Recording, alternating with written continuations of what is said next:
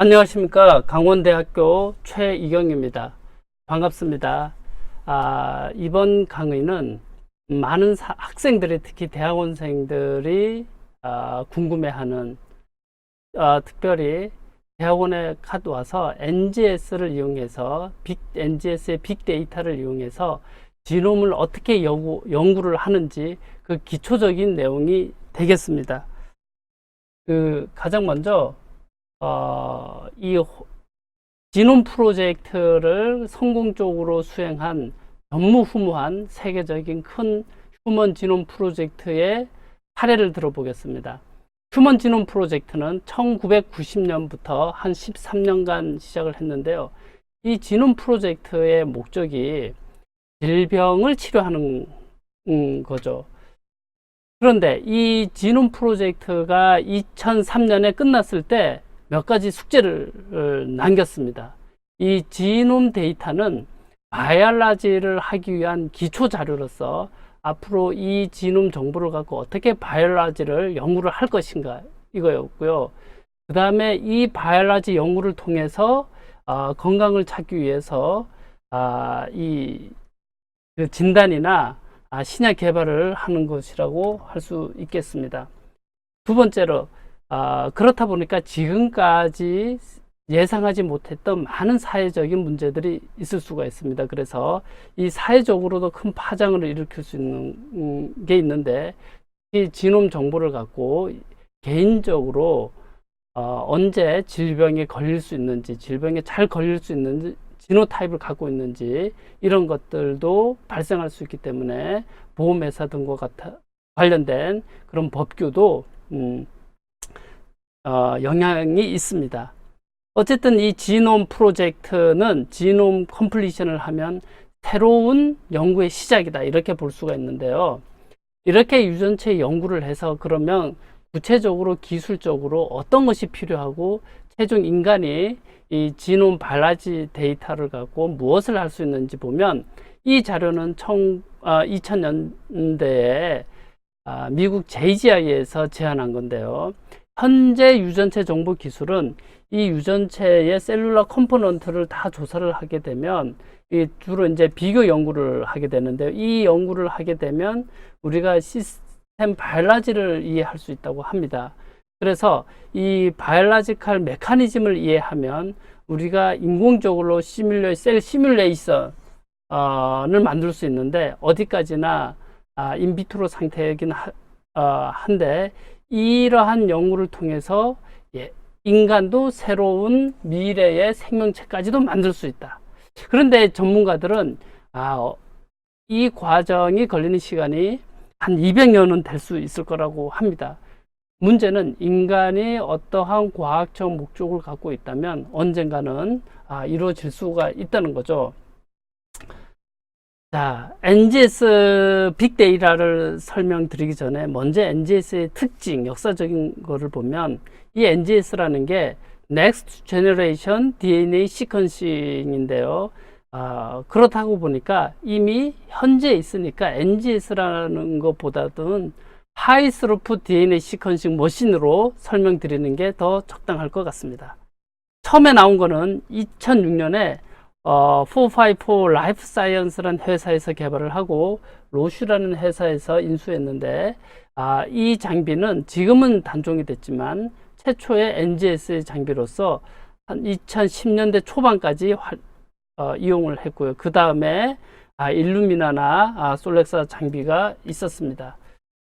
그런데 NGS의 특징은 이 비용이 싸고 빠르고 정확한 데이터인데, 실제로 휴먼 지놈 데이터를 제외하고는 많은 DNA 정보들이 레퍼런스가 없습니다. 즉 신규의 DNA를 만들어야 되는 그러한 숙제가 있는데요. 그렇게 하기 위해서 어셈블리를 하다 보니까 짧은 DNA 시퀀싱을 갖고 어셈블리 하는 게 기술적으로 제일 난관에 부딪히게 됐던 것이죠.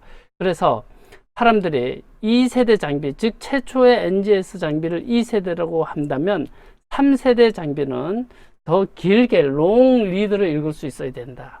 그래서 만들어진 게 퍼시픽 바이오사이언스의 팩바이오 장비나 옥스포드 나노포 테크놀로지, 이러한 장비들이 2세대 장비를 포함해서 기능을 포함해서 좀 더 길게 읽어야 된다, 이런 건데요. 근데 지금 이 장비들이 사실은 정확하게 3세대 장비라고 하기는 어려워요. 왜냐하면 정확도가 떨어졌습니다. 그래서 이 정확도를 더 높이면서 IT와 연결된 게 4세대 장비다. 그래서 지금은 이 3세대에서 4세대로 가는 중간 단계라고 볼 수 있겠습니다. 자, 지금부터 NGS를 어떻게 활용하는지 보겠습니다. 자, NGS를 하는 것 자체 중에 하나가, 큰 이유 중에 하나가 바이올로지컬 시스템을 이해하기 위한 건데요. 이제 이 학생들은, 생명과학 분야의 학생들은 대부분 이해하고 있는 기초 내용인데, 이 셀 내에 크로모좀에, 여기 크로마틴이 있고, 이 크로마틴에 히스톤, 하고 DNA가 같이 연결되어 있는데요. 여기 히스톤이나 DNA의 메칠레이션과 같이 모디피케이션 된 게 있습니다. 자, 이렇게 구조가 되어 있는데, 이 크로마틴 DNA는 DNA 변이에 따라서 그 기능을 달리 하고요. 또 이 DNA가 어떤 mRNA를 만드느냐, 그래서 지놈 연구를 하는 거는, 즉 DNA 구조, DNA 변이를 찾는 거하고, 또 이 발현 mRNA 발현 유전체, 그리고 이 RNA 중에서는 코딩을 하지 않는 non 코딩 RNA가 있어요. 대표적으로 마이크로 RNA나 롱 논코딩 RNA가 있는데요. 이 마이크로 RNA 같은 경우에는 메신저 RNA가 발현을 못하도록 이니비터 하는 역할을 하기도 하고요. 또 어떤 마이크로 RNA는 원천적으로 지노믹 DNA에서 mRNA를 만들지 못하도록 이 메칠레이션을, 메칠 트랜스퍼라제를 가이드하는 역할을 하기도 합니다. 어쨌든 지놈 연구를 하는 거는 이 홀 지놈 DNA 시퀀스, 메신저 RNA의 익스프레션, 또 DNA 그 트랜슬레이션 이니비터 하는 마이크로 RNA나 또 롱 논코딩 RNA, 또 메칠레이션, 이런 것들을 연구를 하는 그런 과정이 되겠습니다. 그러면 이 시간부터는 어떻게 NGS를 이용해서 홀 지놈 시퀀싱을 하고, 홀 지놈 시퀀싱을 이용해서 개체별 지노타이핑을 하고, 또 RNA 익스프레션 연구는 어떻게 하는지, 또 논코딩 RNA하고 에피제네틱 연구는 어떤 기술을 이용하는지 간략하게 설명드리겠습니다. 먼저 홀 지놈 DNA 시퀀싱입니다. 이 홀 지놈 DNA 시퀀싱의 중요한 거는 애큐러시를 높이는 겁니다. 왜냐하면 이 DNA는, 지놈 DNA의 변이는 휴먼 같은 경우에는 0.1% 차이가 있어요. 즉 1000개 중에 1개의 변이 때문에 이렇게 다양한 생명체가 나타나다 보니까 얼마나 정확하게 만드느냐, 그것이 중요하고, 또 이렇게 만들어진 지노믹 DNA 정보는 퍼블릭 DB에 대부분에 있습니다. 대표적인 거로서는 UCS 지놈 브라우저나 앙상블 지놈 DB가 있는데, 거기에 휴먼뿐만이 아니라 넌 휴먼 분야의 지놈 정보도 많이 있는데요. DNA 홀 지놈 시퀀싱은 휴먼 같은 경우는 잘 돼 있는데, 어떻게 하면 지놈 정보를 새로 구성을 하느냐, 그거는 DNA를 2세대 장비, 즉 4세대 영유셀 분석 장비를 이용해서 DNA를 이렇게 조각을 쉐어링을 합니다. 그리고 짧게도 쉐어링을 하고 길게도 만들어서 양쪽 시퀀싱을 하는데 보통 150 베이스 양쪽을 읽어요. 요거는 이제 어댑터를 붙이고 시퀀싱을 하는 거고, 롱 시퀀싱을, 롱 프래그먼트 시퀀싱을 같이 할 수도 있습니다.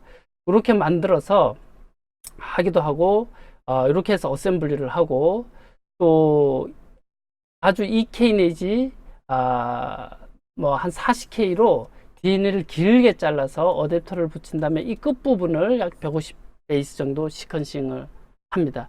이렇게 만들어진 시퀀싱을 갖고 어셈블리를 하죠. 어셈블리를 하면 수많은 컨티그들이 발생을 하는데요. 이 컨티그들이 보통 수만 개, 수십만 개까지 만들어져요. 예를 들어서 휴먼은 지놈 염색체는 23개인데 이렇게 23개로 딱 떨어져야지 되겠지만 그렇지가 않죠. 이 컨티그들이 수만 개다 보니까 이것들이 컨티그들이 어떤 크로모점에 어떤 순서로 있는지 알 수가 없죠. 그래서 연결하는 것이 바로 스캐폴더인데요. 롱 프래그먼트의 끝에 DNA 시퀀싱 정보를 이용해서 이 컨티그를 연결하는 브릿지 역할을 해서 이렇게 연결하는 건데, 이렇게 연결된 게 스캐폴더입니다. 이렇게 해서 스캐폴더를 만들었지만 아직까지 크로모좀별로 만들 수는 없어요. 물론 더 정교하게 요즘은 많은 기술들이 더 발달을 하게 했는데, 기본적으로 하는 게 이런 과정을 거칩니다. 그런데 이렇게 어셈블리를 하는데 뭐가 어렵냐면, 이 지놈 자체가 헤테로지니어스 하거나 또는 두플리케이션 돼서 패럴록스가 만들어져서 유사한 DNA, 즉 리피티드 DNA도 많고 호모폴리머릭 리전도 많습니다. 그래서 어셈블리 하는 게 어려운데, 이거를 잘 하기 위해서는 최대한 롱 리드를 읽는 게 유리할 수가 있습니다. 자, 그 다음엔 이렇게 홀 지놈 시퀀싱이 있는 경우에 이 지노타입별로, 즉 샘표별로, 조직별로 많은 DNA가 차이가 있는데, 이 차이 때문에 변이가 있을 수 있습니다. 그래서 하는 일이 이 시퀀싱을 위해서 지노타이핑인데요.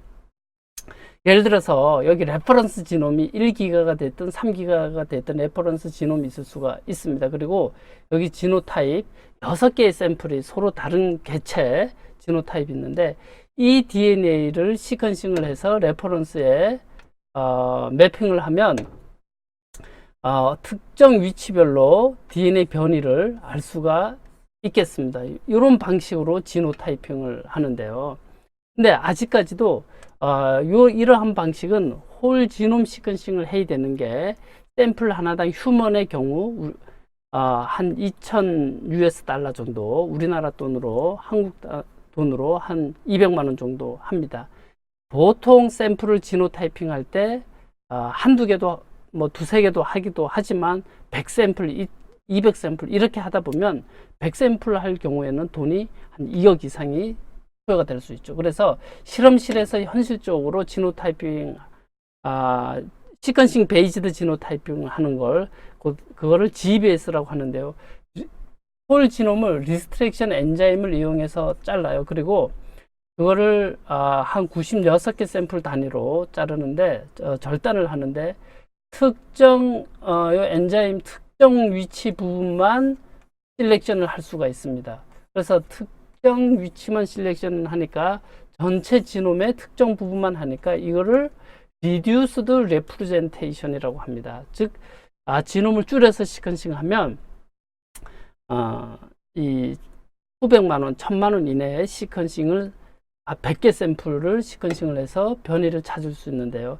이렇게 해서 만든 DNA 변이를 이용해서 특정 형질과 관련된, 요 밑에는 이건 휴먼 데이터를 예로 든 건데요. 크로모점 번호고, 각 크로모점별로 특정 형질이 하고 관련된 DNA 변이를 찾을 수가 있겠습니다.